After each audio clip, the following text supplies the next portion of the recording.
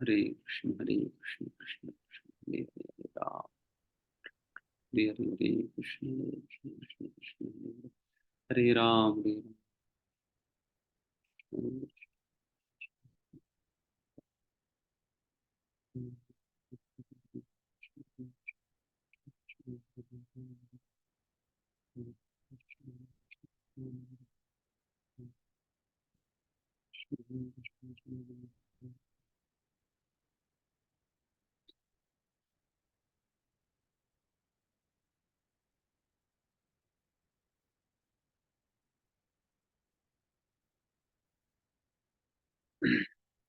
यद्यपि एते न पश्यन्ति लोभोपहत चेतसः कुलक्षया कृतं दोषं मित्रद्रोहे च पातकम् कथं न ज्ञेयम् अस्माभिः पापादस्मान् निवर्तितुं कुलक्षयकृतं दोषं प्रपश्यद्भिर्जनार्दन। हरे कृष्ण प्रभु जी। दंडवत प्रणाम। हे जनार्दन, यज्ञपि लोभ से अभिभूत चित्त वाले ये लोग अपने परिवार को मारने या अपने मित्रों से द्रोह करने में कोई दोष नहीं देखते, किंतु किंतु हम लोग जो परिवार के विनष्ट करने में अपराध देख सकते हैं, ऐसे पाप कर्मों में क्यों प्रवृत्त हो।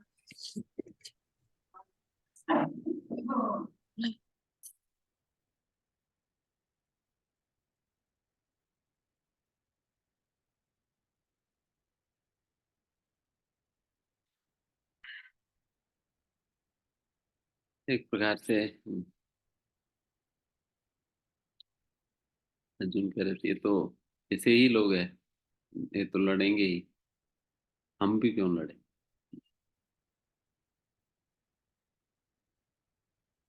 इस प्रकार से अर्जुन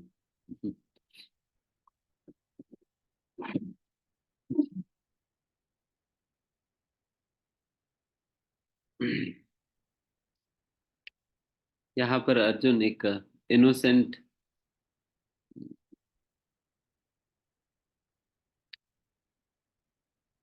भक्त की रोल प्ले कर रहे हैं।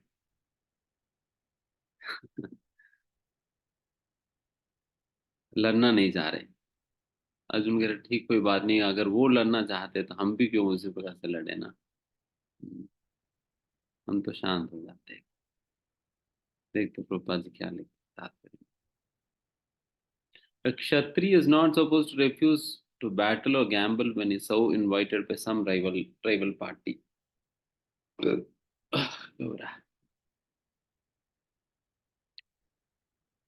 Under such an obligation, Arjuna could not refuse to fight because he had been challenged by the party of Duryodhana. In this condition, Arjuna considered that the other party might be blind to the effect of such a challenge. Arjuna, however, could see the evil consequences and could not accept the challenge. Obligation is actually binding when the effect is good. But when that is otherwise, then no one can be bound. On considering all the pros and cons, Arjuna decided not to fight. हालांकि जब एक क्षत्रिय के सामने एक challenge रहता है युद्ध करने का या वो वो क्या होता है, वो खेलने के लिए जो होता है जुआ खेलना का, जब एक प्रपोजल आता है उनके सामने, देन उनको स्वीकार करना ही होता है। एक ऑब्लिगेशन है क्षत्रियों के, एक धर्म। तो उस प्रकार से यहाँ पर अर्जुन के सामने जब इस प्रकार के चैलेंज आया था दुर्योधन के माध्यम से, दुर्योधन के द्वारा युद्ध करने के लिए, युद्ध को लेकर, देन फिर अर्जुन इसको तिरस्कार कर रहे हैं। खास करके इसकी इस युद्ध की परिणाम को ध्यान में रखते हुए, इस युद्ध के परिणाम को ध्यान में रखते हुए वो तिरस्कार कर रहे थे।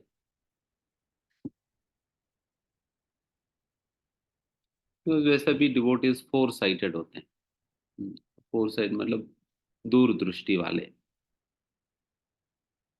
जो कि आगे की कॉन्सिक्वेंसेस या आगे के परिणाम इत्यादि सोचते हुए अभी के संदर्भ में क्या कदम उठानी चाहिए और क्या कदम नहीं उठानी चाहिए, उस प्रकार से अपना डिसीजन मेकिंग उस प्रकार से करते हैं। तो वैसे ही होनी चाहिए। डिसीजन मेकिंग इमोशंस में आकर नहीं करनी चाहिए, रादर एक फोर साइटेड के साथ करनी चाहिए। मोस्ट ऑफ द टाइम कि हम ज़्यादातर डिसीजन मेकिंग जो है उस सरकमस्टेंशियली, उस समय जो भावनाएं जो हमें प्रभावित कर रही है, उन्हीं भावनाओं को ध्यान में रखते हुए हम अपना निर्णय ले लेते हैं। बट आइडियली जो सही में सहनशील है, जो सही में धैर्य रखते हैं, फिर वे लोग दूरदृष्टि के साथ आगे आने वाले परिणामों को ध्यान में रखते हुए, दृष्टि में रखते हुए, धर्म के सिद्धांतों को भी दृष्टि में रखते हुए फिर अपना निर्णय लेते हैं। ऐसा फोर साइटेडनेस होनी चाहिए।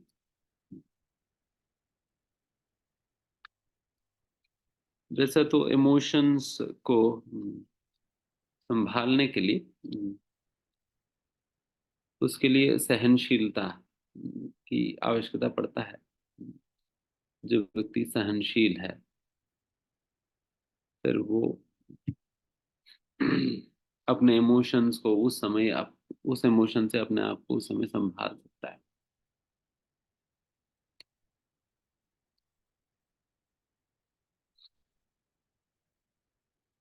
वैसे ही अगर हम भी इमोशंस में आकर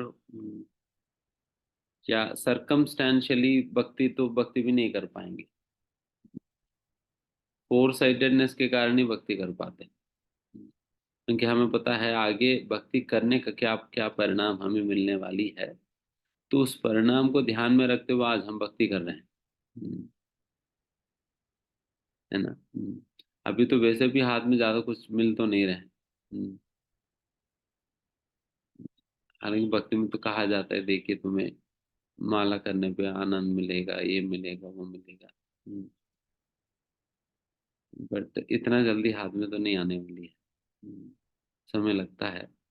बट हम शास्त्रों पे श्रद्धा रखते हुए, साधुओं के वचनों पे श्रद्धा रखते हुए एंड प्रोसेस पे भी श्रद्धा रखते हुए हम इन चीज़ों का अभ्यास करते हैं, हम्म, जो कि अभी तो नहीं मिलते हैं। मैं अभी तो डेफिनेटली अभी भी उसकी काफी काफी प्रभाव है, तभी तो हम श्रद्धा रख पा रहे हैं। बट जितना हम एक्सपेक्ट करते हैं उतना तो अभी का अभी तो नहीं मिलता है, रादर ये आगे जाकर ही मिलता है। तो उस प्रकार की एक फोर साइटेडनेस के साथ ही हम भक्ति भी कर पा रहे हैं। तो ये हमेशा इम्पोर्टेंट है। कुलक्षये प्रणश्यन्ति कुलधर्म सनातना, धर्मे नष्टे कुलं कृष्णम् अधर्मो अभिभवत्युता।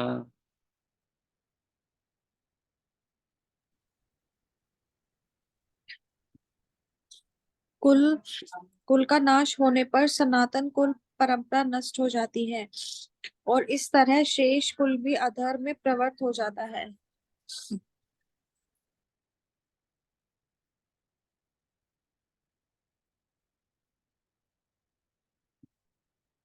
कुल का नाश होने पे जो पारिवारिक जो धर्म होता है, संस्कृति, वो विनष्ट हो जाता है। एंड आगे जाकर सारे कुल ही या परिवार ही अधर्म में लग जाते हैं।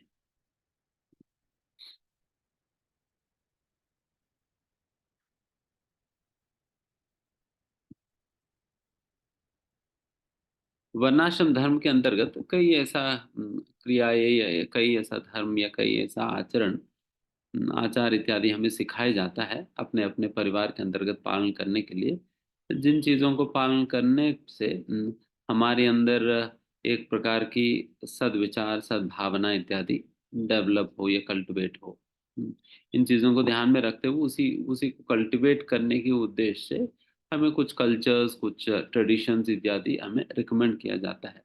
जब इन चीजों को जब व्यक्ति पालन नहीं करता है, देन फिर जो वैल्यूज जो हमारी अंदर डेवलप होना था वो नहीं होगा। देखिए, पहले तो जब सभी एक वैदिक ट्रेडिशन के अनुसार जब चलते थे, तब वैल्यू, एक व्यक्ति का वैल्यू सिस्टम कितना बेहतर थे, है ना। हम्म, एक व्यक्ति का एक हर एक व्यक्ति का वैल्यू सिस्टम काफी इम्प्रोवाइज था, काफी अच्छा था। बट आज के समय पर उस प्रकार की वैल्यू सिस्टम पूरा खराब हो गया। वाई बिकॉज ये भी एक समस्या है कि जो यहाँ पर श्लोक हम बताए जा रहे हैं, जो ट्रेडिशनल प्रैक्टिसेस जो रिकमेंड किया जाता है, उन चीज़ों को सही प्रकार से आचरण नहीं करने के कारण, इसलिए सभी का वैल्यू सिस्टम बहुत खराब है।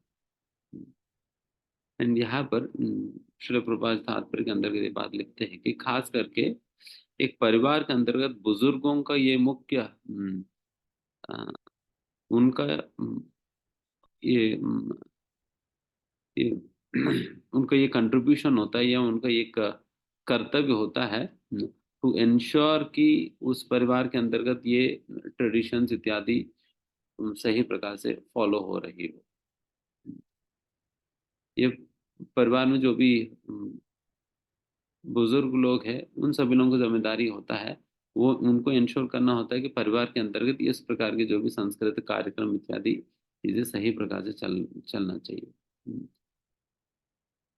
उनका बेसिक कर्तव्य होता है।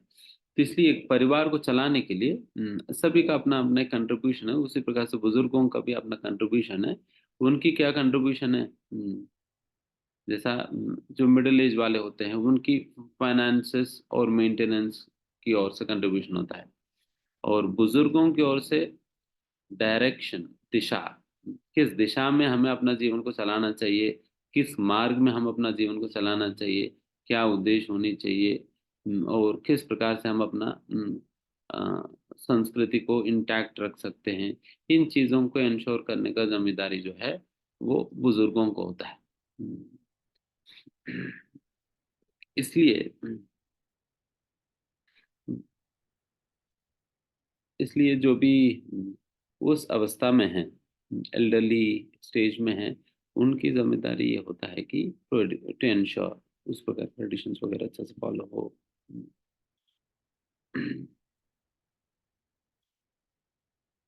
बट ये भी तभी संभव हो पाता है जब वो सब रिस्पेक्ट रहता है उन लोगों के प्रति ना, उन बुजुर्गों के प्रति जब एक प्रकार के रिस्पेक्ट रहता है, तभी उनकी बात सुनने वाले। नहीं तो वो तो चिल्लाते रहेंगे, कोई नहीं सुन रहे। क्योंकि वैसे भी शारीरिक बल तो है नहीं उनमें, ना कोई कंट्रोल करने की कोई पावर रहा है अभी। क्योंकि अभी सारा पावर हैंड ओवर कर दिया नीचे। तो उनके पास पावर भी नहीं है, ना उस प्रकार का शारीरिक बल है, ना धन भी सारा ट्रांसफर हो गया। धन भी नहीं है। बट फिर भी जब सम्मान की भावना रहता है, वो सम्मान का भावना ही वो ड्राइव करने वाली है। जो एटीट्यूड ऑफ रिस्पेक्ट जो रहता है उन लोगों के प्रति, वो रिस्पेक्ट के कारण व्यक्ति उस उन लोगों के सामने झुकेगा, एंड फिर उनकी बात मानेगा और सुनेगा, फिर उस प्रकार से कार्य करेगा। उस प्रकार से कार्य करेगा। इसलिए जब भी घर पे कुछ भी करना होता है, शुरू मतलब वैदिक संप्रदाय में बुजुर्गों से पूछ कर करते थे, बिकॉज उनसे निर्देशन प्राप्त करते थे कि ये कार्य आपके जमाने में किस प्रकार से किया जाता था, ताकि हम भी आज उसी प्रकार से कर सके। इस प्रकार से पूछ पूछ कर किया जाता था। बट आज वो सारा समाप्त हो गया। वो सारा समाप्त हो गया। ना कोई उस प्रकार के बुजुर्ग है, ना बुजुर्गों को भी उस प्रकार की जानकारी भी नहीं है। क्योंकि जब वो लोग जब यंग थे, तब केवल पैसा कमाने में ही अपना सारा जीवन बिता दी। तब तो उन लोगों ने कुछ सीखा वीखा नहीं है अपना बुजुर्गों से। तो आज उनको नहीं पता, अगर उनको भी नहीं पता है, तो फिर वो अपना बच्चों को और पोतों को क्या बताएंगे। हम्म, क्या बताएंगे। इस प्रकार से ट्रेडिशन को उन लोगों ने तोड़ दिया। ट्रेडिशन को तोड़ दिया हुआ है। इसलिए लोगों को पता ही नहीं है कि कल्चर क्या है।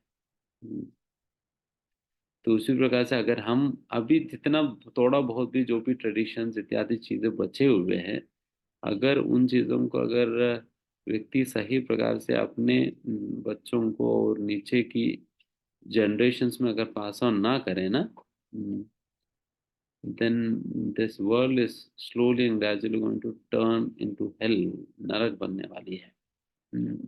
एंड उसका कारण हम स्वयं बनेंगे, बिकॉज वी हैवेंट एजुकेटेड। हमने एजुकेट नहीं किया अपना परिवार को, अपने संतान को, क्या ट्रेडिशंस होता है और उसको पालन करना कितना महत्वपूर्ण है। इस प्रकार की चीजें हमने बताई नहीं, बताई नहीं। पहले पहले जब हम अपने माता पिता के साथ जब मंदिर जाया करते थे, वो आज भी कई लोग ऐसा करते ही है, करनी चाहिए ऐसे वैसा भी। हम्म, जब वहां पर भिखारी वगैरह होते थे, हमारी हाथ में देकर कहते थे कि उनको दान दो, हम्म, उनको दान दो करके। वही लोग दे सकते हैं ना, पैसा भी उनका है और हाथ भी उनकी है, वही लोग दे सकते हैं। हमारे हाथ में देकर हमसे दिलवाने की क्या जरूरत पड़ी, ताकि वो कल्चर आए, देने की कल्चर आए। पॉकेट में रखने वाला कल्चर तो है ही, बट पॉकेट से निकाल कर लोगों को जरूरत, लोगों को देने की संस्कृति सीखे व्यक्ति। हम्म,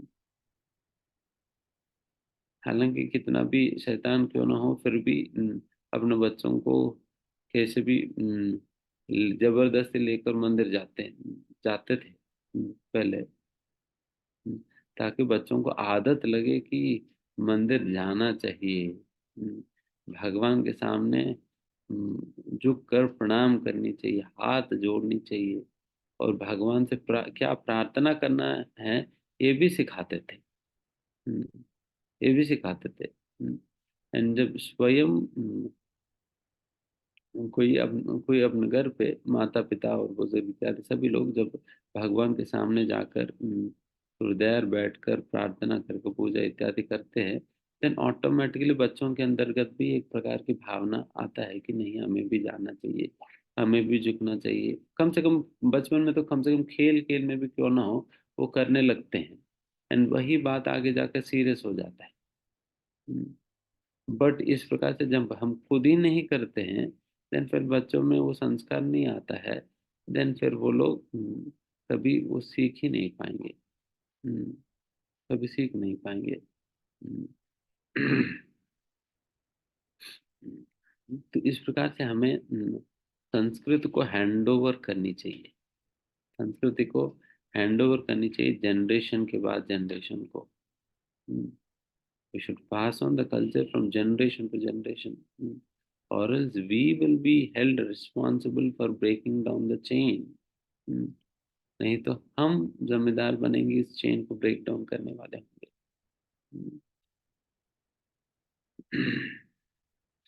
डेफिनेटली मॉडर्नाइजेशन या वेस्टर्नाइजेशन के नाम पे लोग पाश्चात्यकरण में लगे हैं या उसी दिशा में जा रहे हैं, but this is not fair towards one's own self and towards the upcoming generations। ये सही नहीं है। हम अपना स्वयं के प्रति भी क्यों ना हो या अपना आने वाला पीढ़ियों के प्रति भी क्यों ना हो, बिकॉज उससे सभी लोग वंचित रह जाते हैं। इसलिए प्रयास करनी चाहिए जहाँ तक संभव हो, वहाँ तक हमें अपने संस्कृति को बचा कर रखे, बिकॉज संस्कृति से ही संस्कार मिलते हैं, संस्कृति से संस्कार डेवलप होते हैं। एंड आप बाद में जाकर सोचते रहेंगे कि अरे मेरे बच्चों के संस्कार इतना अच्छा क्यों नहीं है। ये केवल स्कूल कॉलेजेस में तो मॉरल साइंस पे, वैल्यू सिस्टम पे वो सेमिनार दे सकेंगे, बट उनके पास संस्कृति नहीं है संस्कार डेवलप करने के लिए। इसलिए वो सारा सेमिनार वेमिनार वो सारे एक कान से सुनकर दूसरे कान से निकाल देते हैं, तो उसका कोई फायदा नहीं होने वाली है, बिकॉज वो प्रैक्टिकल नहीं है, प्रैक्टिकल नहीं है। बट जब संस्कृति की आचरण के द्वारा जब संस्कार डेवलप होते हैं ना, देन वो सस्टेनेबल होते हैं। वो सस्टेनेबल होते हैं बिकॉज अ, वो बिल्कुल दिमाग में बैठ गई बातें बचपन से ही, बचपन से ही। हम्म, हम्म, जैसा हम्म, हालांकि लड़कियां पहले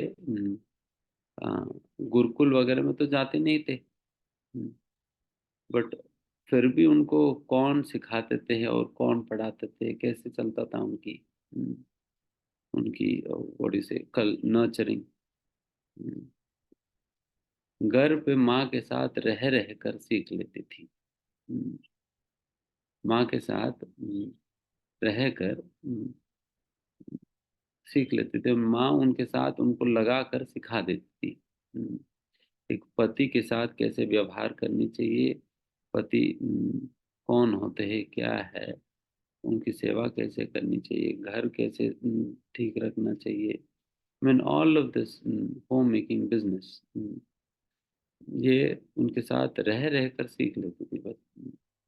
एंड फिर जब उनको पढ़ना भी होता था, उनको पढ़ाना भी होता था, then फिर टीचर्स को घर पे बुलाया करते थे, then फिर घर पे ही लड़कियों को एजुकेशन देते थे पहले। तो उस प्रकार से बचपन से माँ अपने साथ लगाकर सारा काम में भी अपने साथ लगा कर रखती थी, हम्म, अपने साथ लगा कर रखती थी। तो उस प्रकार से उनके अंदर बचपन से ही वो जो वैल्यू सिस्टम है, जो एक परिवार को चलाने के लिए जो जरूरत है, हम्म, वो वैल्यू सिस्टम बचपन से डेवलप हो जाता था उनके अंदर। मतलब उनको किसी ने पढ़ाए नहीं, ये गुण होना चाहिए, ये गुण होना चाहिए, ऐसा होनी चाहिए, वैसा होनी चाहिए, वैसा एक्सप्लिसिटली बताने की जरूरत नहीं पड़ रहा था। रैदर उनके साथ रह कर प्रैक्टिकली सीख लेती थी, प्रैक्टिकली सीख लेती थी। एक घर को कैसे चलाना है, किस प्रकार से ठीक रखना चाहिए, how to ensure the healthy and happy living of all the family members. वो देखती थी कि माँ किस प्रकार से कितना एक्सपर्टली सब कुछ मेंटेन कर रही है। हम्म, माँ को देख देख कर सीख लेती थी। तो उस प्रकार से वैल्यू सिस्टम ये संस्कृति के द्वारा, कल्चर के द्वारा वो डेवलप हो जाता है। बट क्या करेगी हमें, अभी सब कुछ ही खत्म है। और जो भी थोड़ा बहुत बचा उचा है तो उसको हम हम और खत्म नहीं कर देना चाहिए, then बिल्कुल ही समाप्त हो जाएगी। देखिए मतलब वो सारी चीजें खत्म हो जाने के कारण अभी बहुत ही एक अशांत वातावरण बना रहता है। हम्म, हमने देखा कई लोगों की घर पे भी ऐसे ही स्थिति है। घर पे भी ऐसे ही स्थिति है। बहुत ही अशांत वातावरण बना रहता है। ऑल्दो ऑल्दो घर को गृह कहते हैं ना, ग्रह, ये ग्रह, ग्रहण शब्द से कनेक्शन है इसकी। मतलब ग्रहण मतलब एक प्रकार से अट्रैक्ट करती है, हम्म, ग्राहक शक्ति, हम्म, ग्राहक शक्ति, अट्रैक्टिव पावर। क्योंकि ना व्यक्ति चाहे दिन भर कहीं भी इधर उधर घूमे, उनका हमेशा मन में बना रहता है कि मैं घर कब वापस लौटूं, घर कब चले जाऊं। चाहे वो यहाँ तक भी अमेरिका भी चले जाए, फिर भी मन में बना रहता है कि मैं घर कब वापस लौटूं। तो पता नहीं घर में क्या रखा हुआ है, बट फिर भी लोगों को लगता है घर वापस लौटे। तो इस प्रकार से चाहे जहां पर भी क्यों ना हो, व्यक्ति को ग्रहण करती है, आकर्षित कर देती है, इसलिए ग्रह कहा जाता है। हम्म, हम्म, बट अगर वैसा घर पे आना भी अगर किसी को मुश्किल, मतलब ठीक नहीं लग रहे हैं, ये कब लगता है? जब अशांत वातावरण होता है घर पे, हम्म, हमेशा स्पर्धा झगड़ा, या एक अशांति का माहौल बना रहता है, देन फिर व्यक्ति आने का मन नहीं होता, इच्छा नहीं होती है। हम्म, तो ये सारा कुछ इसलिए है बिकॉज संस्कृति को नेग्लेक्ट कर दिया।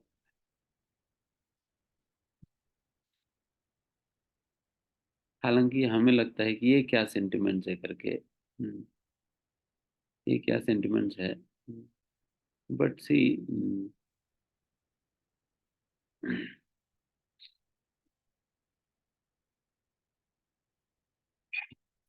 इस प्रकार की जो सेंटिमेंट्स भी क्यों ना हो, दे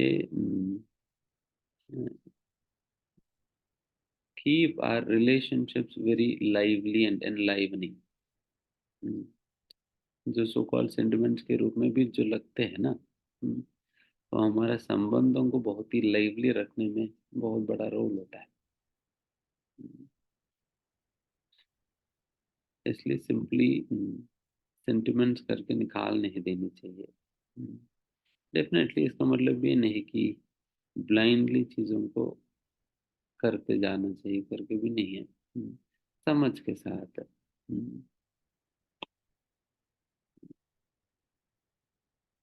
कृष्ण भावनामृत तरीके से चीज़ों को करनी चाहिए।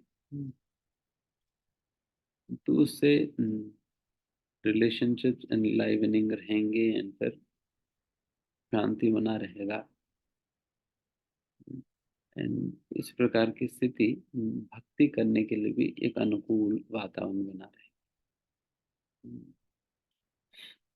तो इसलिए सारी चीजें इम्पोर्टेंट है। ठीक है। अधर्माभिभवात् कृष्णा प्रदुष्यन्ति कुलस्त्रियः स्त्रीषु दुष्टाशु वार्ष्णेया जायते वर्णशंकरः। हे कृष्ण, जब कुल में अधर्म प्रमुख हो जाता है तो कुल की स्त्रियां दूषित हो जाती हैं और स्त्रीत्व के पतन से हे वृष्णिवंशी अवांछित संतानें उत्पन्न होती हैं।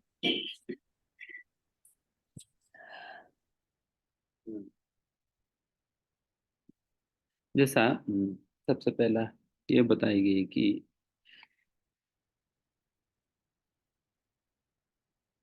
जब परिवार में जो बुजुर्ग वो नहीं रहते, देन फिर वो फैमिली ट्रेडिशंस को इंश्योर नहीं करते परिवार के अंतर्गत, जिसकी वजह से अधर्म फैल जाती है परिवार में। जब इस प्रकार से एक परिवार के अंतर्गत अधर्म की मात्रा बढ़ जाता है, देन फिर यहाँ पे जैसे बताए जा रहे, when irreligion is prominent in the family, oh Krishna, the women of the family become, then स्त्रियां दूषित होते हैं। फिर वैसा दूषित हो जाने पे देन फिर एक आ, गलत प्रकार की संतान उत्पन्न होने लगते हैं, जो कि वर्ण संकर जिन्हें कहा जाता है। वर्ण संकर पैदा होते हैं। ये एक प्रकार की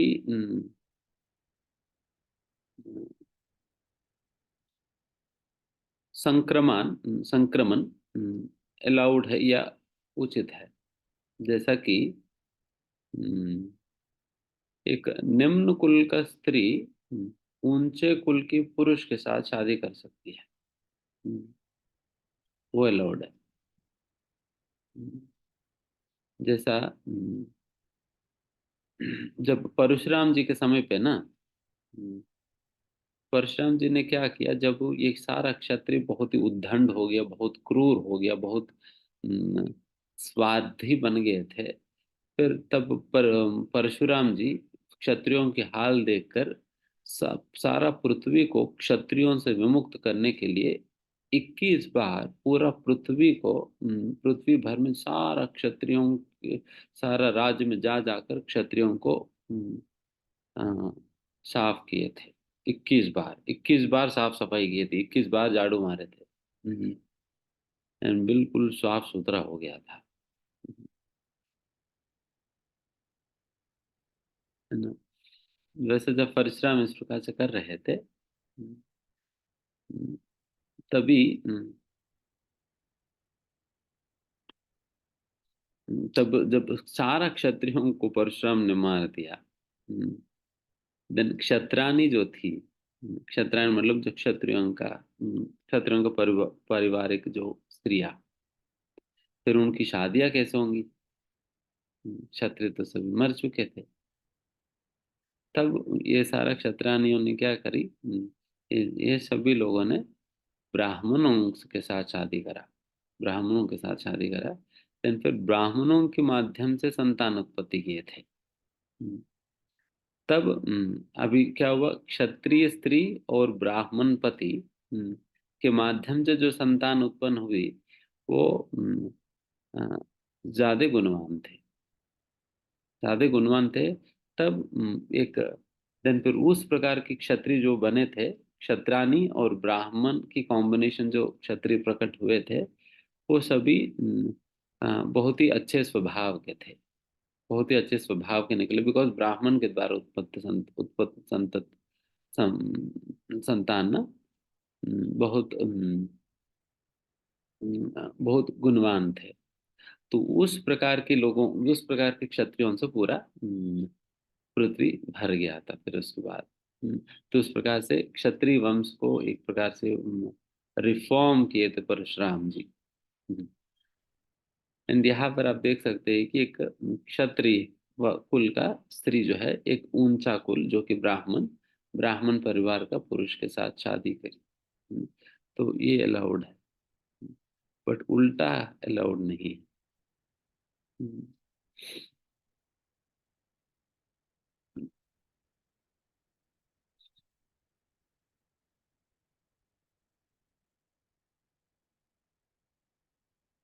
तो उस प्रकार से ये सारा चीजें ध्यान ना रखते हुए देन संतान की उत्पत्ति, मतलब अ, संतान उत्पत्ति होने लगता है, जिसकी वजह से वर्ण संकर पैदा होने लगते हैं। वर्ण संकर मतलब वैसा स्त्री और पुरुष जिसका मतलब शास्त्रों की नीति नियमों के अनुसार सारा चीजों को ध्यान में रखते हुए उन लोगों की शादियां नहीं हुई, रादर वो अपने हिसाब से कर लिया, देन फिर वो वर्ण संकर पैदा हुए, एंड वर्ण संकर पैदा हुए एंड अभी ऐसा हो गया। तो वैसा वर्ण संकर वो वैसा लोगों की संतान को वर्ण संकर कहा जाता है। हम्म, ये इन सारे नियमों को या इन सारे चीजों को ध्यान में ना रखते हुए अगर जब शादी इत्यादि होता है, देन फिर ये जो वर्ण संकर ये अधर्म प्रवृत्ति के होते हैं, धार्मिक प्रवृत्ति वाले नहीं होते हैं, अधार्मिक प्रवृत्ति वाले होते हैं। देन फिर ऐसा संतान की ऐसा जनसंख्या जब बहुत बढ़ जाता है, देन पूरा समाज भ्रष्ट हो जाता है। एंड पूरा का पूरा समाज में ही ये धर्म इत्यादि नष्ट होना शुरू हो जाता है। इसलिए यहाँ पर ये बात कहा जा रहा है कि सारा नष्ट हो जाएगी जब इस प्रकार गलत संतान उत्पन्न होने लगता है। हम्म, है ना। तो इसलिए इन बातों को ध्यान रखने के लिए बताया जा रहा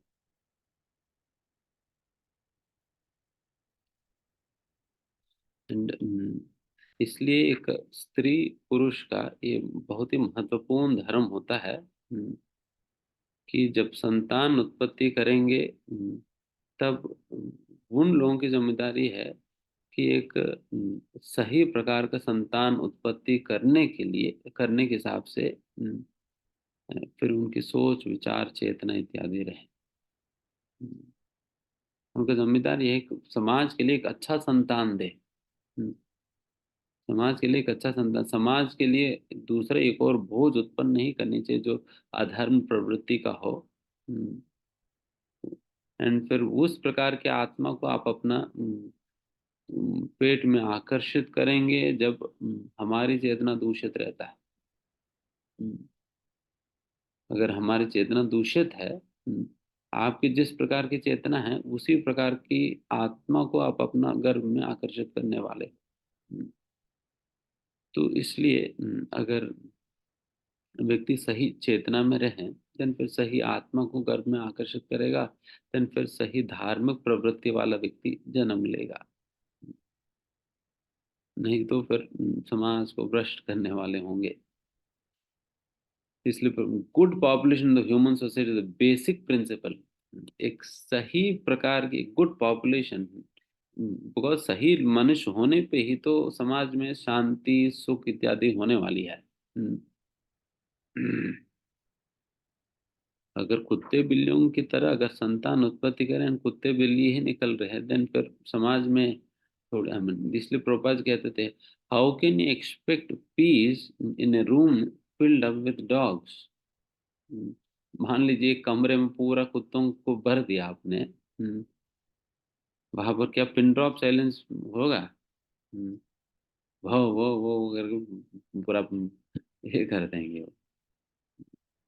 तो उसी प्रकार के लोगों से अगर पूरा समाज भर जाएगी, देन फिर वैसा समाज में शांति कैसे एक्सपेक्ट करेंगे? तो समाज में शांति एक्सपेक्ट ही नहीं किया जा सकता है अगर इसी प्रकार के लोगों से भरा हुआ तो। इसलिए प्रोपाज कह रही ये सही पॉपुलेशन ही बिल्कुल बेसिक प्रिंसिपल है। शांति, peace, prosperity and spiritual progress in life के लिए अगर समाज के अंदर the varnashram principles were so design that the good population would prevail in society for the general spiritual progress in state and community.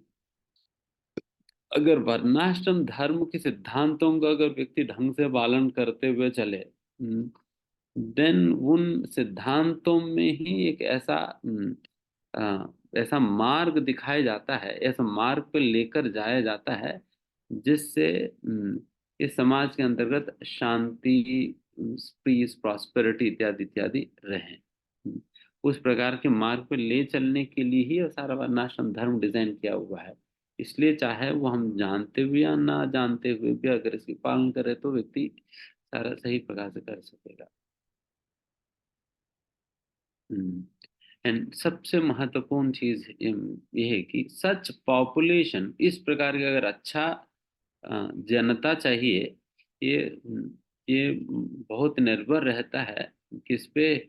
Such population depends on the chastity and faithfulness of its womanhood. यहाँ पर एक स्त्री की पातिव्रत्य के ऊपर निर्भर होता है किस प्रकार की संतान, किस प्रकार की संतान या किस प्रकार की समाज बनने वाली है। इसलिए स्त्री की बहुत बड़ा भूमिका है समाज को बनाने में। संतान की उत्पत्ति से लेकर making a man, because ultimately बच्चों के साथ सबसे ज्यादा समय बिताने वाली और सारे संस्कार देने वाली तो मोस्टली माँ ही रहती है। पापा तो कभी सुबह दिखेंगे कभी शाम को दिखेंगे, बीच में तो गायब ही है। हम्म, वो तो पैसा वैसा लाने में देने में वगैरह काम आएंगे, बट असलियत में बच्चों के साथ सारा समय बिताने वाली है और सारा हर प्रकार के पोषण प्रदान करने वाले तो माँ ही होती है। तो इसलिए अगर कोई आदमी को बनाने में माँ का एक बहुत बड़ा भूमिका रहता है। हम्म, संतान बीज संतान को उत्पत्ति करने से लेकर उनके अंदर उस प्रकार के संस्कार डेवलप होने तक सारे चीजों में उनका योगदान रहता है। हम्म, इसलिए हर किसी का जीवन में माँ की बहुत बड़ा भूमिका रहता है, बहुत बहुत ही बड़ा भूमिका। इसलिए प्रभुपाद यहाँ पर कह रहे हैं कि ये एक स्त्री की पातिव्रत्य के ऊपर निर्भर है किस प्रकार की लोग समाज में आने, किस प्रकार के लोग समाज में। इसलिए वैदिक संप्रदाय में स्त्रियों का पातिव्रत्य के ऊपर बहुत जोर दिया जाता था। हम्म, बहुत जोर दिया जाता था, बिकॉज अगर स्त्रियों की पातिव्रत जिस हद तक जिस प्रकार की रहेगी उसी प्रकार की संतान और उसी प्रकार की समाज होने वाली है। हम्म, उसी प्रकार की समाज होने वाली है। हालांकि पूरा एडमिनिस्ट्रेशन में उनका बहुत ज्यादा रोल तो नहीं होता स्त्री की, बट उनके ऊपर ही निर्भर है। एडमिनिस्ट्रेशन तो कोई और कर रहा है, राजा वाजा कर रहे हैं, बट अल्टीमेटली समाज किस प्रकार से चलने वाली वो निर्भर है स्त्री पे। वो इसलिए फिर उस प्रकार की नीति नियम आचरण व्यवहार इत्यादि इत्यादि पूर्व समय पर अ, बहुत ही कड़ाई के साथ पालन किया करते हैं। यहाँ तक भी एक घर के अंदर भी, एक घर के अंदर भी स्त्रियों को रहने के चैम्बर्स अलग हुआ करते थे और पुरुषों को रहने के चैम्बर अलग हुआ करते थे। तो मतलब उतना हद तक वो सेपरेशन रखा करते थे, simply to ensure the chastity of women and men, men भी हो दोनों ही। As children are very prone to be misled, women are similarly very prone to degradation there। बाकी तो सारा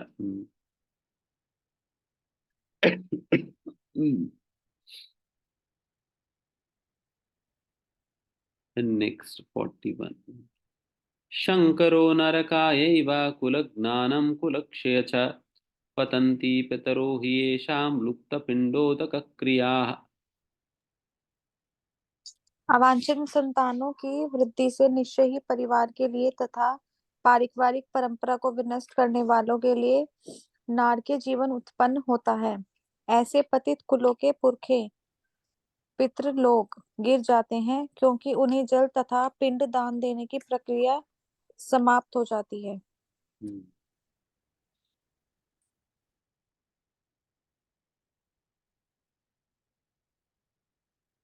तो इस प्रकार के जो अवांछित संतान जो होता है वो उस परिवार को नरक बना देते हैं।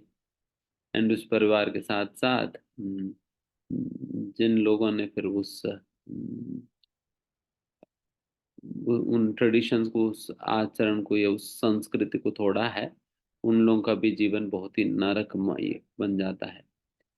एंड फिर ऐसा लोग कभी भी अपने पितरों को कभी पिंडदान इत्यादि नहीं करते, श्राद्ध वगैरह नहीं देते हैं, तो उसकी वजह से उनकी पितृ जो है वो अपना पितृलोक से नीचे गिर जाते हैं।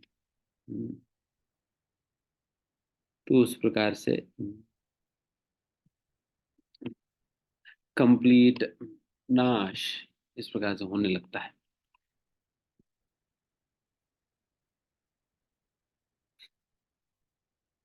तो इसलिए हमारा जो वैदिक कल्चर जो है बहुत ही साइंटिफिकली सारा चीजों को बैलेंस करते हुए हम्म, ले चलने के हिसाब से बनाई गई है।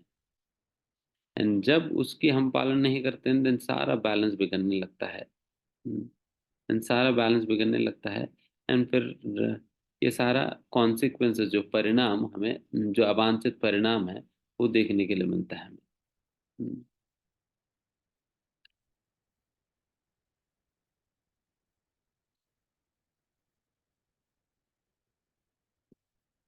एंड यहाँ पर श्रील प्रभुपाद जी पिंडदान के विषय में बताते हैं। ये पिंडदान जो बेसिकली जो होता है ये भगवान श्री विष्णु को जो भोग लगाया हुआ जो प्रसाद ही पितरों को अर्पण किया जाता है।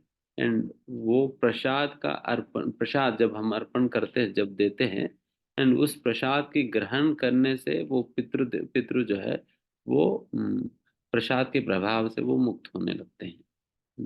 जो भी नारकीय स्थिति में वो लोग फंसे हुए हैं उस नारकीय स्थिति से वो मुक्त होने लगते हैं जब उनको ये प्रसाद मिलते हैं, उस प्रसाद के आदर सम्मान करते हैं, फिर वो मुक्त होने लगते हैं। बेसिकली ये जो क्रिया है भगवान की भोग को उन लोगों को देने का, उन लोगों को खिलाने का, ये प्रक्रिया ही ये जो भी पिंडदान हो श्राद्ध इत्यादि कहा जाता है। देखिए अगर श्राद्ध में अगर कोई भगवान को बिना भोग लगाए सीधा खिलाने लग जाता है देन फिर वो कोई काम का नहीं होगा फिर।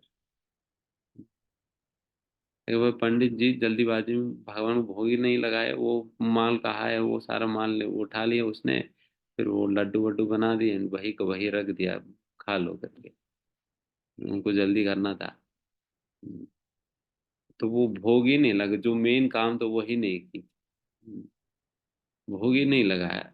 एंड फिर सीधे जाकर फिर वो वहाँ पिंडदान वो खिला रहे हैं, वापस भोग ही खिलाएंगे तो फिर क्या फायदा होने वाला। भगवान के प्रसाद खिलाएंगे तो तब तो कुछ फायदा होगी। तो सीधा भगवान को खिलाई मैंने कई बार लगा देते, जो फिर उसका कोई फायदा नहीं होने वाला। वैसा इस प्रकार की क्रियाओं को अ, चैतन्य महाप्रभु ने भी तो किया। चैतन्य महाप्रभु का भी जब पिताजी जब देह त्याग किए थे, तब चैतन्य महाप्रभु स्वयं भी गया गए थे वहाँ पिंडदान की प्रक्रिया करने।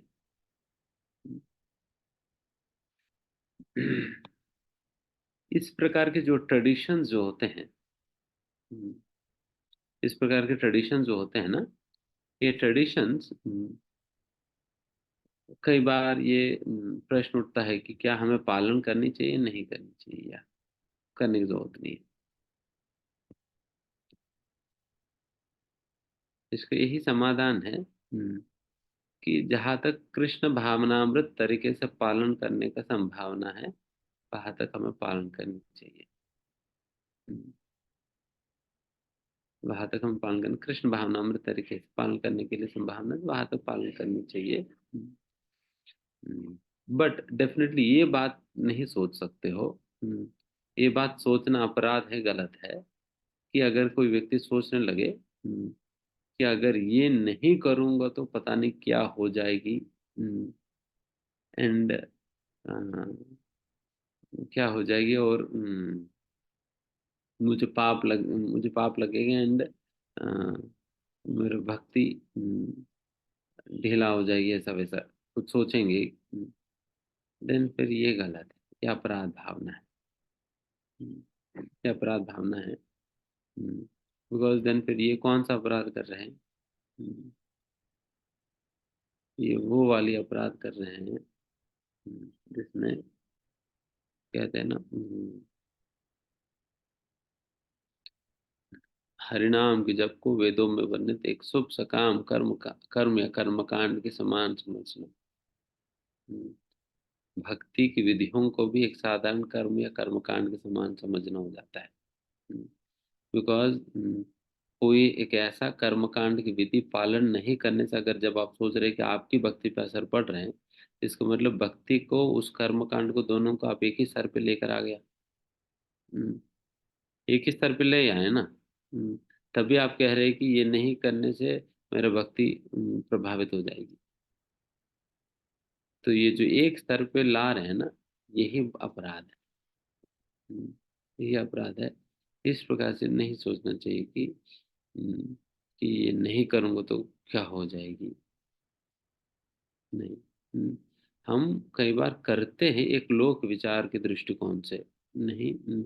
एक समाज में हम रह रहे हैं, समाज में लोग एक्सपेक्ट करते हैं कि इस प्रकार से हम आचरण करें करके, तभी एक लोक विचार के दृष्टिकोण से हम्म, हम कई बार हम इस प्रकार की क्रियाकलापों को करते हैं। हालांकि इन चीजों की कोई कंपल्शन नहीं है, करना ही है करके, करना ही है करके कोई कंपल्शन नहीं है। जो भक्ति भक्ति पद पर है ना। एंड फिर उसके लिए ये भी है कि भक्ति भी सही प्रकार से करनी चाहिए। भक्ति भी सही से नहीं कर रहे हैं, वो भी सही से नहीं कर रहे हैं, न वहाँ करा न यहाँ करा, फिर बीच में गिरा। हम्म, तो ऐसा भी नहीं होनी है। तो इस प्रकार से इन चीजों को समझना होगा।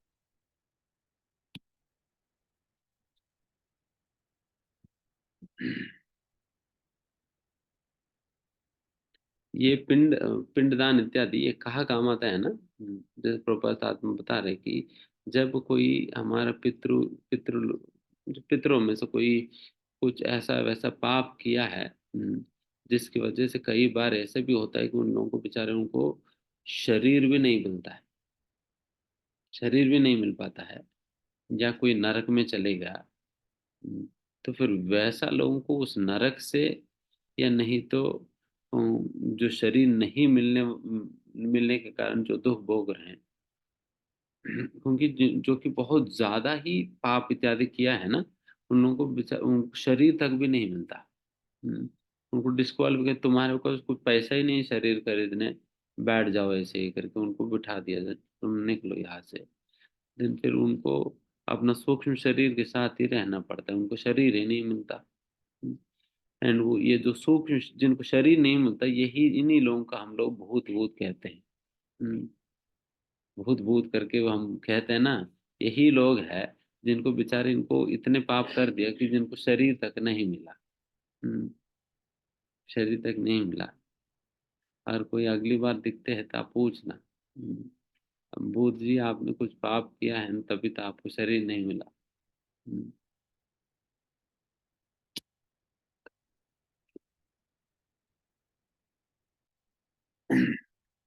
ऐसा पाप,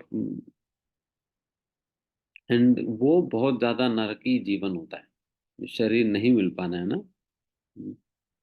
आप सोचो कि आपको प्यास लग रहे हैं, और पानी नहीं पी पा रहे, कितना दिक्कत है। प्यास लग रहे, पानी सामने है और पी नहीं पा रहे, बहुत समस्या हो जाता है। भूख लग रहे हैं, खाना सामने, खा नहीं पा रहे, क्योंकि खाने के लिए इंद्रिया चाहिए, और सूक्ष्म शरीर को तो अनुभूतियां तो प्राप्त हो जाता है, प्यास का, भूख का इत्यादि। तो बहुत दिक्कत वाली स्थिति है। बहुत सारी इच्छाएं होती है ना उस सूक्ष्म शरीर में, इच्छाएं हैं, बट इच्छाओं को पूर्ण करने के लिए शरीर नहीं है, तो ये समस्या हो जाता है। पता नहीं प्यास भूख सही में लगता है नहीं लगता, बिकॉज शरीर ही नहीं है उनके पास, शरीर नहीं है। बट अब ये तो है ही कि उनके उनमें इच्छाएं तो होगी। इच्छाएं तो है, बिकॉज सारी इच्छाएं तो मन बुद्धि में ही होता है, और मन बुद्धि तो है ही सूक्ष्म शरीर के रूप में। फिर वैसा सूक्ष्म शरीर के कारण, ये मन बुद्धि में सारी इच्छाओं के कारण उनके अंदर बहुत तीव्र लालसा होता है अपनी इच्छाओं को पूरा करने के लिए, बट वो कोई शरीर नहीं करने के लिए, इसलिए वो क्या करते हैं ना, वो शरीर ढूंढते हैं। हम्म, अगर कहीं शरीर मिल जाता है ना उनको, उस शरीर में घुसकर अपनी इच्छाएं पूरा कर लेते हैं। हम्म,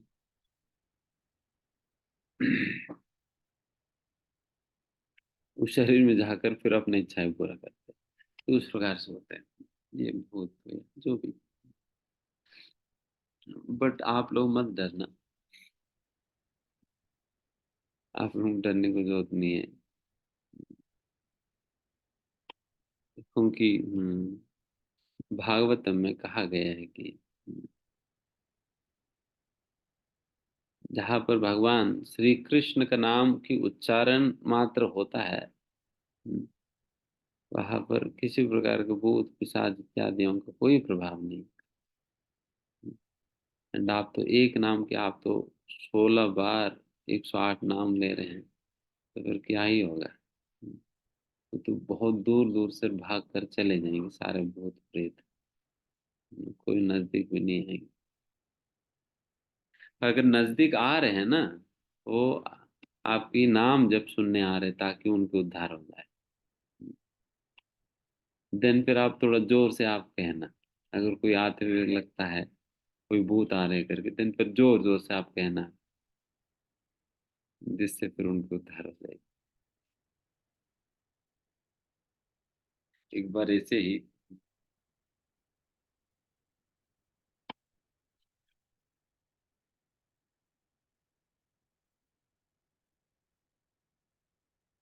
चलो, भक्ति सिद्धांत सरस्वती महाराज, उन्होंने घर खरीदा, वो कम में बिक रहा था। तो घर खरीद लिया, और पता चला कि ये भूत की घर है, इसलिए कम में बेच दिया।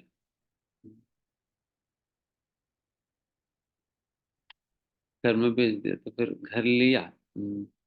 देन फिर बक्सीदास महाराज जी बिल्कुल फिर गए थे।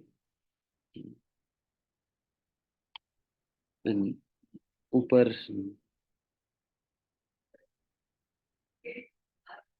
फिर वहाँ कुछ कुछ ऐसा मतलब वो भूत के आने के निशान क्या थे कुछ। वो कुछ उठा रहा था, ऐसा वैसा कुछ था। एंड फिर बक्सीदास महाराज ने तब भागवतम खोला एंड भागवतम पढ़ा। हम्म, और फिर वो भूत खाली करके चले गई। तो इस प्रकार से शिल प्रभुपाद जी के जीवन में भी एक ऐसा भूत वाला स्टोरी था। मुझे एग्जैक्टली वो याद नहीं आ रहे। एंड वैसे बक्सीदास महाराज के केस में भी एक दो उस प्रकार के इंस्टेंसेस थे। एंड वैसे ही भक्ति विनोद ठाकुर का भी केस में एक एक इंस्टेंस यही था, आप सभी लोग जानते होंगे। हम्म, किस प्रकार से एक वो मायावी था ना जो हम्म, वो खुद ही अपने आप को कृष्ण कहते हुए हम्म, वो वो खूब सारा पैसा इकट्ठा कर रहे थे। एंड फाल्गु भगवान, यस। और काफी स्त्रियों के साथ रासलीला कर रहे थे। एंड काफी धन इकट्ठा किया और बहुत कुछ गलत गलत कर रहा था। एंड जो भी उनके पास उनको पकड़ने आते थे तो उनको कुछ अपना माया शक्ति के साथ उनको भगा देता था। देन फिर भक्तिविनोद ठाकुर तो उस समय जज थे। देन फिर भक्तिविनोद ठाकुर से गवर्नमेंट ब्रिटिशर्स ने कहा कि देखिए मतलब हम तो हैंडल नहीं कर पा रहे, ये तो हमें वैसे ही भगा दे रहे, तो उनके पास खूब माया शक्ति है तो इनका आप कुछ करो। देन फिर भक्तिविनोद ठाकुर गए थे सीधा वो फल्गु भगवान के पास गया, फिर उनको सीधा वार्निंग देगा, देखो मैं जानता हूँ और तू जानते हो तुम भगवान नहीं हो करके, मैं भी नहीं मैं भी जानता हूँ तुम भी जानते हो तुम भगवान नहीं है। हम्म, और आप आपने जो जो गलत काम करे वो सारा बंद करो एंड आकर आप कस्टडी में सरेंडर हो जाओ। नहीं होंगे देन फिर मुझे अपना पावर दिखाना। देन फिर वो नहीं किया। देन फिर भक्तिविनोद ठाकुर ने कहा कि ठीक है देखते हैं कौन क्या होगा करके। देन फिर भक्तिविनोद ठाकुर के ऊपर इन्होंने अपना हम्म, शक्ति का प्रयोग किया। देन फिर भक्तिविनोद ठाकुर जो है वो सिंपली वो भागवतम खोलकर पढ़ने लगे थे। भागवतम खोलकर पढ़ने लगे थे। उस पढ़ने का ही तेज से तो जो भी उन्होंने शक्ति को उन्हें भक्तिविनोद ठाकुर को मारने के लिए भेजा था वही शक्ति वापस गई एंड वो फाल्गु भगवान को खूब पिटाई करी। हम्म, और फिर उसके बाद ये उनको बंदी बना दिया गया था और फिर उनको जेल में डाल दिया गया था। हम्म, जेल में डाल दिया भक्तिविनोद ठाकुर ने। एंड ये जो है जेल के अंदर बैठे बैठे कुछ ऐसा ब्लैक ब्लैक मैजिक करने लगे जिसकी वजह से भक्तिविनोद ठाकुर के घर पे सभी लोग बीमार पड़ गए। सभी की बहुत बहुत तबीयत खराब हो गई। हम्म, तब भी भक्तिविनोद ठाकुर ने रुका नहीं। जो भी इनको ये जिनको ये दंड जो दंड देना है इनको मैं देकर ही रहूंगा करके। एंड फिर भक्तिविनोद ठाकुर को पता है सारा।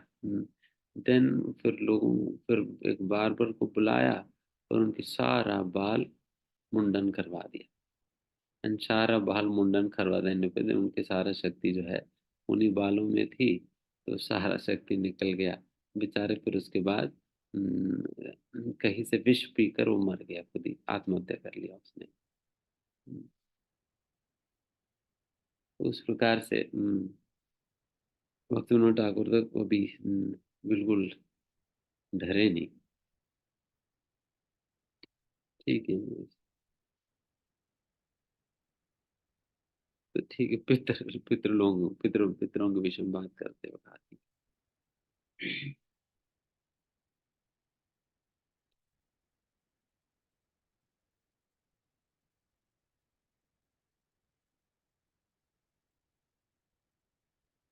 यहाँ पर प्रभुपाद जी बात लिखते हैं कि इस प्रकार के श्राद्ध इत्यादि कार्य निश्चित रूप से उन लोगों को करनी ही चाहिए जो लोग भक्ति पद पर नहीं हैं।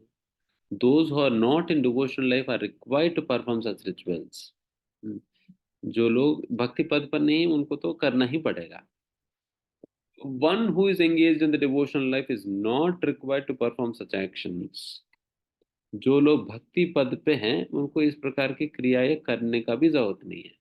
हम्म, इस प्रकार के श्राद्ध या पिंडदान इत्यादि करने की जरूरत नहीं। Simply by performing devotional service one can deliver, because ultimately ये पिंडदान और श्राद्ध किस लिए करते हैं? इसलिए करते हैं अपने पितरों को अपने दुर्गति से बचाने के लिए। एंड उस प्रकार से उन लोगों की बचत जो है केवल भक्ति करने से हो जाता है। हम भक्ति करने पे उन पितरों का उद्धार हो जाता है। जैसा उसके लिए शिल प्रभुपाद जी कोट करते, देवर्षि भूताप्तनृणाम पितॄणाम नाकिं करुणायं ऋणी च राजन् सर्वात्मना यः शरणं शरण्यं गतो मुकुंदम परिहृत्य कर्तुम।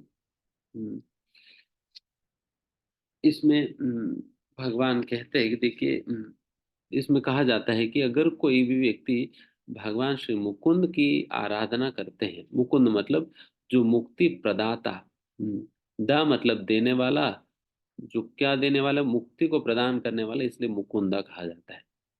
मुकुंदा मुक्ति देने वाले हैं मुकुंदा। और वैसा भगवान जब मुक्ति ही दे सकते हैं, देन क्या पितरों को नरक से नहीं बचा पाएंगे? तो तभी यहाँ पर बताए जा रहे हैं कि ये जो जो भी लोग अगर इस प्रकार से भगवान श्री मुकुंद की चरणों का आश्रय जो अ, ग्रहण कर चुके हैं, फिर उन लोगों के विषय में कहा जा रहा है वो 6 प्रकार के ऋणों से वो अपने आप ही मुक्त हो जाते हैं। उनको अलग अलग से उन ऋणों को चुकाने की जरूरत नहीं पड़ता। देवर्षियों, देवताओं के प्रति, ऋषियों के प्रति, जानवरों के प्रति, इस समाज के लोगों के प्रति, हमारे रिश्तेदारों के प्रति, माता पिता के प्रति, हम्म, राजा के प्रति, और उसी प्रकार से पितरों के प्रति, इन सभी लोगों के प्रति जो भी हमारा ऋण है वो सारा ऋण सूख जाता है केवल भगवान श्री मुकुंद की आश्रय ग्रहण करने मात्र से, उनकी भक्ति करने मात्र से। हमें अलग से कोई और कार्य करने की जरूरत नहीं है। जब हम सोचते हैं नहीं इसके अलावा मुझे कुछ करना पड़ेगा, देन इसका मतलब आप सोच रहे कि भक्ति पूर्ण नहीं है। देन भक्ति जब आप सोचते हैं कि पूर्ण नहीं, अधूरा है, इसका मतलब यही हुआ कि आप भक्ति को एक कर्म कांड विधि के अनुसार ही मान, जो कि अपराध है। भक्ति अपने अपने आप में पूर्ण है। जो व्यक्ति सही में भक्ति कर रहे हैं ना, उनको दूसरा कोई और काम करने का ही जरूरत नहीं, दूसरा कुछ और करने का ही जरूरत नहीं। सब कुछ, सारा चीजों की पूर्णता जो है भक्ति में हो जाता है। हम्म भक्ति में हो जाता है। इसलिए कोई व्रत, कोई पूजा, कोई और अनुष्ठान इत्यादि इत्यादि इत्यादि करने की जरूरत नहीं है। जैसे शुरुआत में ना थोड़ा सा हम बैलेंस बनाकर चलने का प्रयास करते हैं। थोड़ा ये भी कर लेंगे, थोड़ा वो भी कर लेंगे, थोड़ा ये कर लिया, थोड़ा वो कर लिया, तो थोड़ा डर लगता है, पता नहीं वो छोड़ देंगे तो पता नहीं क्या हो जाएगी। हम्म, अगर कई बार फिर गणेश जी का पूजा कर रहे हो तो फिर लगता है पता नहीं अगर गणेश जी का पूजा छोड़ देंगे तो कुछ विघ्न विघ्न डाल देंगे तो फिर कौन संभालता रहेगा? तो बेहतर है उनका भी धोते, एक आध बार उनका भी आरती उतार लेते हैं। बाकी तो भगवान को पूजा कर ही रहे हैं, एक ही दिन तो उनका पूजा करना पड़ेगा, क्या दिक्कत है? और बीच में कहीं शनिदेव दिख गया, फिर लगता है ऊपर पता नहीं इनकी कहीं नजर ना लग जाए, तो फिर बेहतर है हम भी दर्शन करने चले जाते हैं। नहीं तो वो देखने आ जाए तो दिक्कत हो जाएगी, बेहतर हम देखने चले जाते हैं।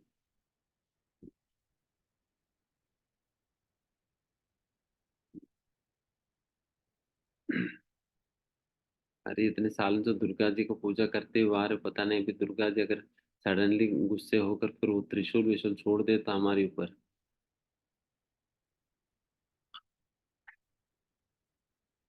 तो ये सारा एक कॉन्सेप्शन रहता है, सभी लोगों में रहता है।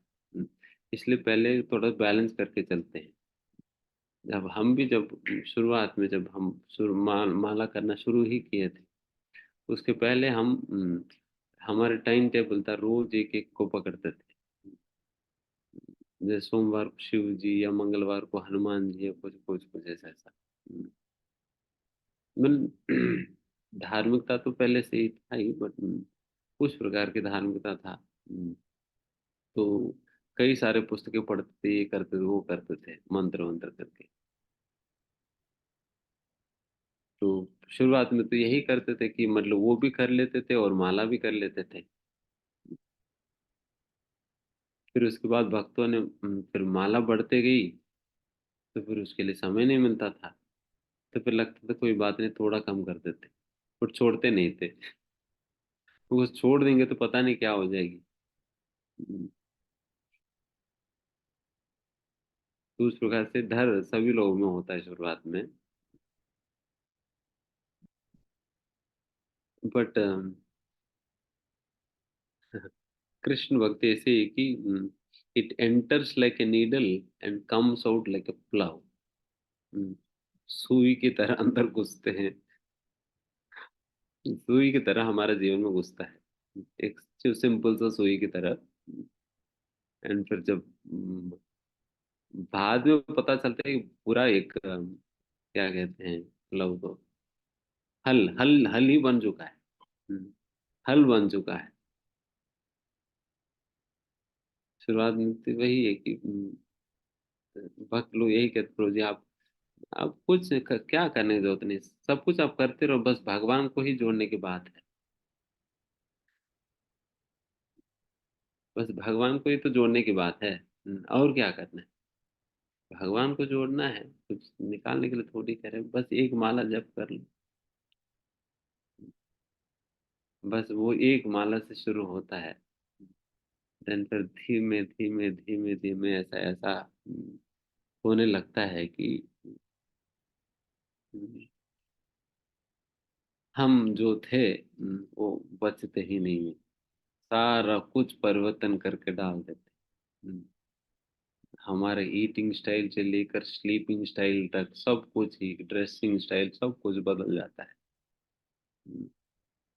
बट डेफिनेटली पॉजिटिवली बदलता है। ठीक है, अच्छा टेक्निक है। बस भगवान को जोड़ो करके, या एक ही माला कर लो, कोई दिक्कत नहीं। हम ज्यादा क्या डिमांड कर रहे हैं, बस एक बार मंदिर आओ हफ्ते में और एक माला कर लो।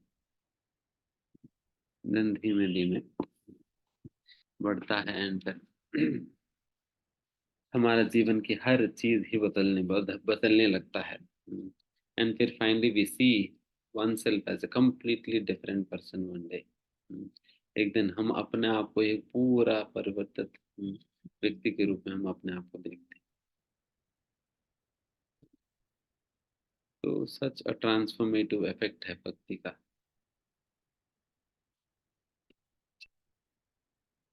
तो इसलिए there is no need to do anything else. और कुछ करने का जरूरत ही नहीं है। और इसमें डरने का भी कोई जरूरत नहीं कि क्या हो जाएगी, कौन क्या करेगा करके। देखिए, जब आप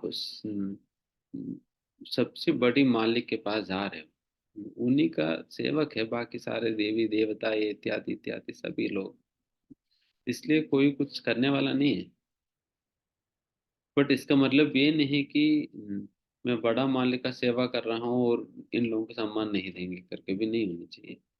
हम्म, हम भगवान की भक्ति और प्रेम करनी चाहिए, और उन सभी लोगों को उचित सम्मान देनी भी चाहिए। हम्म, सारा देवी देवताओं को उचित सम्मान देनी चाहिए, आदर सम्मान देनी चाहिए। उसमें कोई कमी नहीं होनी चाहिए। आप सोचो कि जब एक भक्त से एक्सपेक्ट किया जाता है एक चींटी को भी सम्मान देता है करके, देन फिर देवी देवता है तो भगवान का सेवक है, सभी के सभी भगवान की सेवा कर रहे हैं। उन सभी लोगों को आदर सम्मान बहुत ही उचित रूप से सही प्रकार से ढंग से देनी चाहिए। पर डेफिनेटली उनकी आराधना पूजा में इतना कुछ लगने का जरूरत नहीं है। इतना लगने की जरूरत नहीं, ये भी भावना नहीं रखनी चाहिए कि नहीं उनका पूजा मैं छोड़ दूंगा तो क्या हो जाएगी पता नहीं, अभी तो घर पे सारा वो रखा रखा रहता है ना पहले की, सारा दुर्गा जी का ये भी है, गणेश जी का भी है, इनका भी है, उनका भी है, पर प्रभु जी पता नहीं, ये तो अगर मैं कहाँ ले जाऊंगी तो इसलिए कई बार डर लगता है। कुछ नहीं, जैसे हमारे पास भी थे पहले, फिर उसके बाद भगवान आ गए, भगवान फिर धीमे धीमे, फिर भगवान आए, फिर उसके बाद महाप्रभु आ गए, फिर उसके बाद नरसिम्हा भगवान आ गए, फिर उसके बाद ये आ गई, उसके बाद हो गया। देन फिर बाकी चीजों की स्पेस नहीं रही, एक चीज हटते रही। देन फिर लास्ट में कोई नहीं बचा, वही लोग बचे थे। बाकी सारे देवी देवते इधर उधर हो गए थे। तो उस प्रकार से ही आइडियली हमारा ऑल्टर पे, जो घर के ऑल्टर पे जहाँ पर हम भोग लगाते हैं, वहाँ पर जो स्टैंडर्ड ऑल्टर की तरह यही होनी चाहिए। राधा कृष्ण की पिक्चर हो, चैतन्य महाप्रभु, नरसिंह भगवान, जगन्नाथ बलदेव सुभद्रा,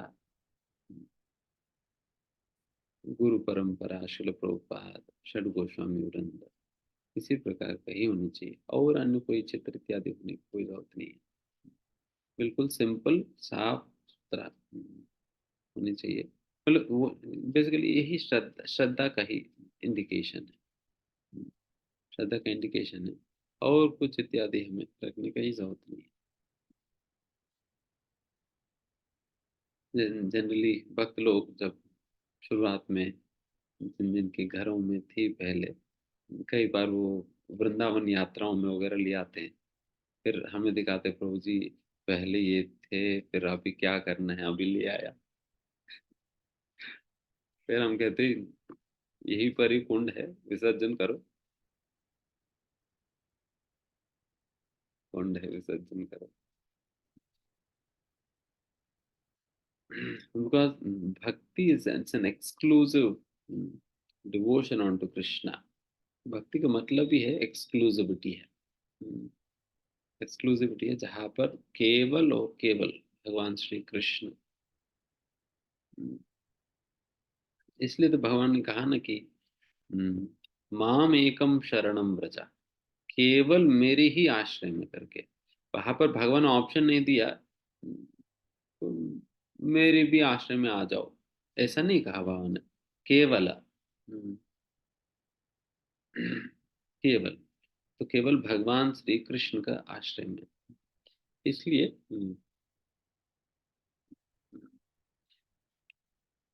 हम उस प्रकार की एक एक्सक्लूसिविटी के साथ जब हम भगवान की भक्ति करते हैं, पूर्ण शरणागति के साथ, समर्पण के साथ, ठीक है भगवान आपको जैसा अभी हमें रखना है, हम अभी आपसे आप पे आश्रित है, जैसे भी रखना है आप रखो। बट हम जैसा शिक्षाश्रम लास्ट श्लोक में गाते हैं ना, आश्लिष्य वापादर्थम पिनस्त माम आदर्श नन्मर्मतम करोत वा। चाहे आप मेरी गाढ़ आलिंगन करके आप अपने प्रेम व्यक्त करो, या मुझे अपने पैरों के नीचे क्रश भी कर दो, but you are going to remain my lovable lord, life after life. आप मेरे प्राणनाथ बिना कोई कंडीशन का बने रहेंगे, चाहे मेरे आलिंगन करो या नहीं तो मुझे आप क्रश करो, मेरे को कोई मतलब नहीं है। मेरे वो एक्सपेक्टेशन नहीं है कि आप मेरे आलिंगन करने पे ही मैं आपकी भक्ति करूंगा करके, नहीं, बट आप मेरे प्राणनाथ अनकंडीशनली हमेशा के लिए बने रहेंगे। तो उस प्रकार की एक एक्सक्लूसिविटी एंड फिर समर्पण, उस प्रकार की भावना भगवान के प्रति, यही भक्ति है। एंड उस श्रद्धा के साथ जब हम नाम जप करते हैं, उस श्रद्धा के साथ जब हम भक्ति के विविध अंगों का पालन करते हैं, तब हमें उन अंगों का सही में असर पड़ने लगता है। जहाँ पर श्रद्धा के अभाव हो जाता है ना, हम हमें डाउट होने लगता है कि ये सही में काम करता है नहीं करता है, पता नहीं, प्रभु जी कहते रहते बट ये थोड़ा सा डाउट लग रहा है होगा ही नहीं। हम्म, पता नहीं अगर मैं इनकी कहने पे सारा ऐसा चेंज कर दिया और फिर वो, फिर सभी लोग मेरे ऊपर गुस्सा हो गया तो then फिर दिक्कत हो जाएगी। देन फिर ऐसा वैसा दिमाग में आना, नंबर पर आने का मतलब यही हुआ कि फिर वो श्रद्धा की कमी है, श्रद्धा की कमी। तो उस प्रकार की श्रद्धा रखते हुए हमें भगवत भक्ति करनी चाहिए, कहीं डरने की कोई जरूरत ही नहीं।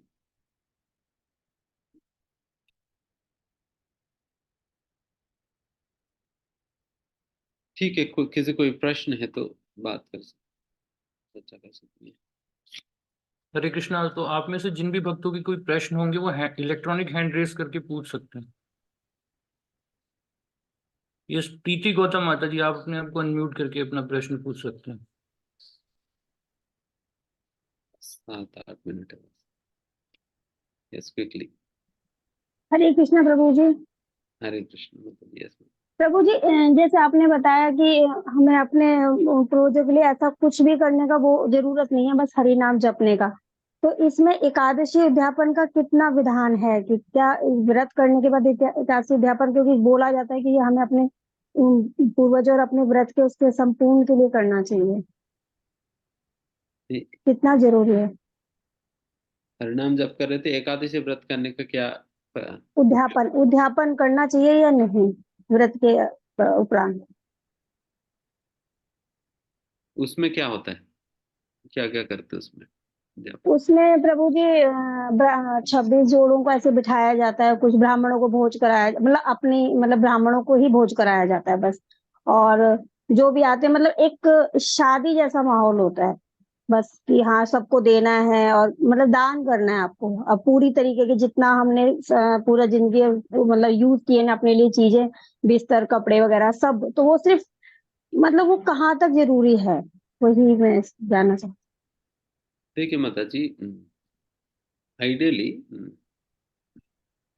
अगर इस प्रकार की चीजें करने में तो ये तो कोई समस्या नहीं है।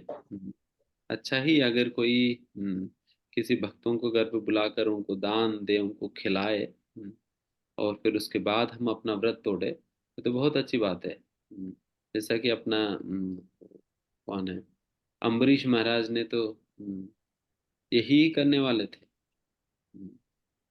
जब दुर्वास मुनि ब्राह्मणों के साथ आए थे, वो तो अपना भाग्य माना कि अच्छा, द्वादशी के पालन करने के जस्ट पहले आप लोग आ गया, आपको प्रसाद खिलाकर हम अपना पालन करने की बहुत अच्छा उचित समय है करके, है ना। तो उस प्रकार से अगर खिला सकें तो बहुत अच्छी बात है। अगर जिनके प्रभु जी, भक्तों को खिलाना चाहिए या फिर जैसे हमारा जो कल्चर है, हमारे कल्चर में हम खुद ब्राह्मण है तो रिश्तेदारों को खिलाया जाता है, तो वो मेरे लॉजिक से थोड़ा सा अलग है। भक्तों को खिलाना चाहिए, वैष्णव जी। वैष्णव को खिलाना चाहिए। फिर जो भी दान इत्यादि वैष्णव को ही दिया जा सकता है, फिर उनके आशीर्वाद ले मतलब व्रत तोड़ सकते हैं। ये सही, अच्छा मतलब अच्छा ही विधि है अगर अपना द्वादशी के पारण तोड़ने का, पालन करने। ठीक है। यस, अमित पटेरिया प्रभु जी, आप अपने आप को अनम्यूट करके प्रश्न पूछें। Hare Krishna Prabhuji, Dhan Pranam. Prabhuji, I have a question with reference to text 40. In this text, Prabhuji, this text is often referred by feminists and people who speak against SCON. And they read certain text, which I'll come to later, to say that the entire Bhagavad Gita and the approach of SCON, which is based on Bhagavad Gita, is misogynistic and it's patriarchal. And this is the first question, Prabhuji. The follow-up question or the spin-off is this. What we understand, Prabhu, is that as per Vedic culture, the beginning and the ABC of spiritual life, the everything of spiritual life, is that I'm the body. I'm not the body, but I'm the soul. And the soul enters the human life form as per the karmas and the entire thing that we discussed. It can choose male body, it can choose female body, but the soul is same. And soul has its own intelligence, which is immortal. We referred to the shloka last session, wherein we discussed that it can't be destroyed, it's immortal. So, probably why Srila Prabhupada is referring, is quoting Chanakya Pandit to refer the women to say that generally women is not very intelligent and not trustworthy. If kindly explain this. This actually refers to those, I mean, इस statement ये उन लोगों को refer करते हैं जो भक्ति में नहीं है, Right. जो भक्ति में नहीं है. It is just because they are very soft and emotional nature. How say intelligent they are materially, अगर नॉर्मल इंटेलिजेंस के हिसाब से अगर देखा जाए तो देन अभी आप देखें कि ज्यादातर कॉम्पिटिटिव एग्जाम्स में women are topping, Yes. Yes. है ना. अगर उस प्रकार की इंटेलिजेंस का ही अगर बात करें देन फिर सही नहीं है फिर, because they are topping, then फिर वैसे टॉप कैसे करेंगे. Mhm. So it's not just that sort of intelligence, it is basically ki they are very soft and emotional nature. And emotional nature होने के कारण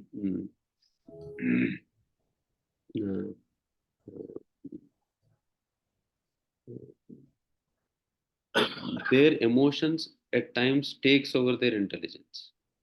Okay. Discrimination. Okay. है ना. So in that cases, sometimes the emotion overpowers their intelligence.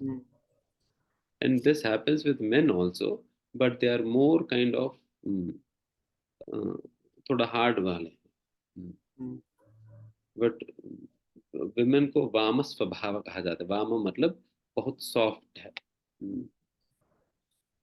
तो उस soft heartedness के कारण, उस इमोशनल नेचर के कारण at times their emotion overpowers their intelligence, because of which they tend to think, take decisions, or tend to think being driven by their emotions. Whereas men are not as emotional as women. इसलिए वो जल्दी वैराग्य ले सकते हैं. But women वैसा नहीं कर सकते, because they are very emotional nature and attached. उनकी अटैचमेंट जो परिवार के साथ, बच्चों के साथ इत्यादि जो होता है, उतना मेन का नहीं होता. Probably therefore, because they are driven by emotions, which overpowers their intelligence. Any person who's driven by emotion is generally not trustworthy. Because they get driven with emotions, no. Emotions उस समय कैसे drive करेगी तो इस प्रकार से सोचने लगेगी. And definitely because when a woman comes into Krishna consciousness, जब भक्ति में आ जाते हैं ना, then they move above all of these generic rules, इन सारे generic symptoms जो है, इन सारा चीजों के परे चले जाते हैं. So that's why ये सारे चीजें जनरली भक्ति में जो जुड़े हैं उनके ऊपर नहीं अप्लाई होता है. Rather they are said to be the most intelligent. because सुमेधसः, तो सबसे बुद्धिमान लोग ही भक्ति से जुड़ते हैं. And फिर ऐसा बुद्धिमान माना जाएगी फिर. So it completely reverses the form, yeah, thing. तो उस प्रकार से. Okay, fine then. Actually आज 9 बज गया. यहाँ पर हम समाप्त करते हैं, बाकी प्रश्न बाद में देखेंगे. सो जिन भी भक्तों के हैंड रेज रह गए हैं, उनके प्रश्न अभी प्रभु जी नहीं ले पाए, तो वो नेक्स्ट सत्र में अपने प्रश्न पूछ सकते हैं. हम क्षमा चाहते हैं आज के लिए आपसे. So thank you so much Prabhu ji for today's wonderful and enlightening session. अभी हम सभी एक बार हरे कृष्ण महामंत्र बोल के आज के सत्र के लिए प्रभु जी का धन्यवाद करेंगे. Hare Krishna Krishna Krishna Hare Hare, Hare Ram Ram Ram Hare Hare. Thank you so much Prabhu ji. तो just to summarise today's session, Prabhu ji ने आज के सत्र में हमें बताया कि हमें निर्णयों को भावनाओं में बहकर नहीं लेना चाहिए, अपितु दूरदर्शिता के साथ निर्णय लेने का प्रयास करना चाहिए. हमें अपने वयोवृद्धों से संस्कार एवं आध्यात्मिक मूल्यों को ग्रहण करना चाहिए एवं अपनी संस्कृति की उपेक्षा नहीं करनी चाहिए। हमें वर्णाश्रम धर्म के नियमों का पालन करना चाहिए ताकि हमारी आध्यात्मिक उन्नति हो एवं समाज में अच्छी संतान उत्पन्न हो। भगवान श्री मुकुंद की भक्ति करने से हम अपने पितरों को संकटों से उबार सकते हैं एवं अपने पितरों के प्रति अपने कर्तव्यों या ऋणों से मुक्त हो सकते हैं। तो आप सभी भक्तों का भी बहुत बहुत धन्यवाद आज के सत्र को इतना धैर्यता पूर्वक सत्र में भाग लेने के लिए। सो अभी हम सभी एक बार हरे कृष्ण महामंत्र बोल के इस सत्र को विराम देंगे। हरे कृष्ण कृष्ण कृष्ण हरे हरे, हरे राम राम राम हरे हरे। हरे कृष्णा। श्रील प्रभुपाद की जय।